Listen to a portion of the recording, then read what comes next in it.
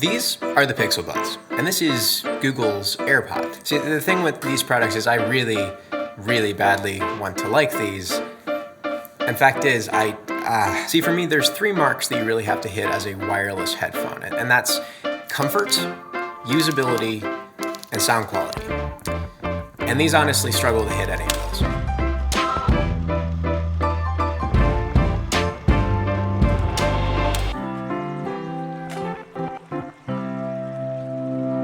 I think in order, let's talk comfort first. The fact is, these feel good. They don't feel, I forget these are in my ears kind of comfortable, but they feel pretty good. I think my main issue is that they just don't fit in my ears. And that's kind of the complicated part because ear tip fit is so subjective. Everyone has a different ear. And for me, the AirPod Pros and the AirPods, they fit in my ear, they stick in my ear, and these guys just won't do that. Simply the act of just walking loosens them up, and don't even think about working out. They fall out very easily, and I've tried the replacement tips. They just can't quite work with my ear as well as I'd hope they would. But again, mileage will definitely vary with this one. Everyone's ear is different, but for me, this ain't it.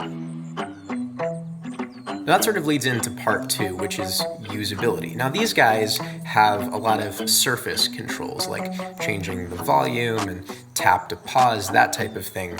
But you see, in readjusting those headphones into your ear after they start to slip out, it shoots off about 20 missed commands at once.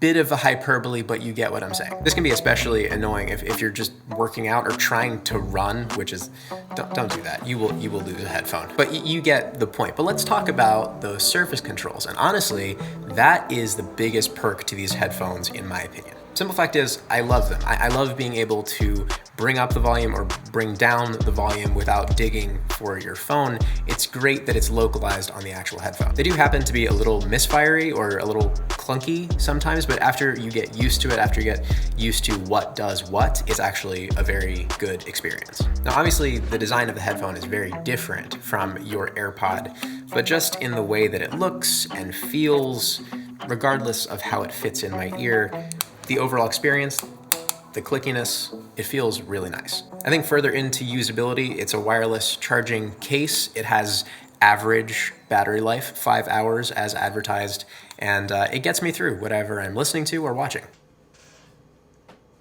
This video is sponsored by dbrand. Scenario: you're walking down the street, you trip on some concrete, you break your mother's back, your phone slips out of your hand, you scratch the back of your phone. Why? Because you don't have a dbrand skin. Get yourself a dbrand skin. You see, personally, I have been using, it is so convincing that I thought it was a cutting board and cut right through my phone. I put it back together using a dbrand skin. Point being, don't cut through your phone, cut through ghouls or goblins. Buy dbrand today. Look at how awesome this skin is. It is so luscious and so wooden. Look at how luscious and how sexy this phone looks with the help of dbrand. But thank you to dbrand for making this video possible and making skins that look fucking dope.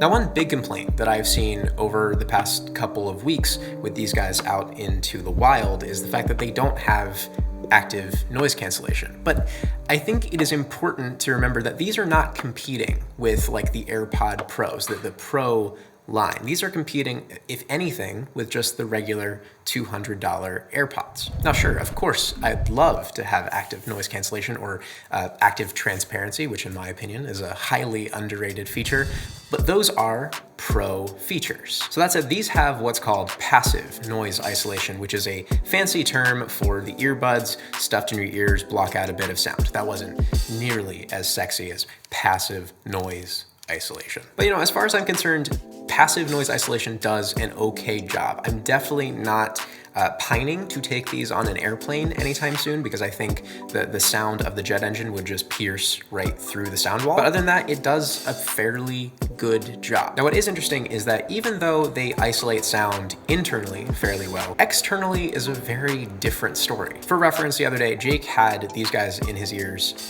across the studio at 50%, and I could tell full well what he was listening to. That's just how much these guys leak sound. It's incredible. But I think, with that, we've made it to the final plot point. How do these guys sound? They're all right. I think, first and foremost, if you like bass, keep looking. Besides that, mids are fairly hollow and the highs are kind of tinny. I think what's odd is they feel like they're trying to go for a flatter sound profile, but instead they just leave you with something that sounds just kind of bland. So in a word, average. It's not really committing to any specific thing. And I think it is important to say I am a fan of the way AirPods sound for just average on-the-go listening. So take that for what it is. But if you're on the Android side of things, this is really your best bet in terms of just overall industrial design and software design at boot. This is the AirPods for Android. But listen, this is a very compelling first step for Google into the truly wireless headphone space. And I look forward to seeing what the Pro version has going for it down the line.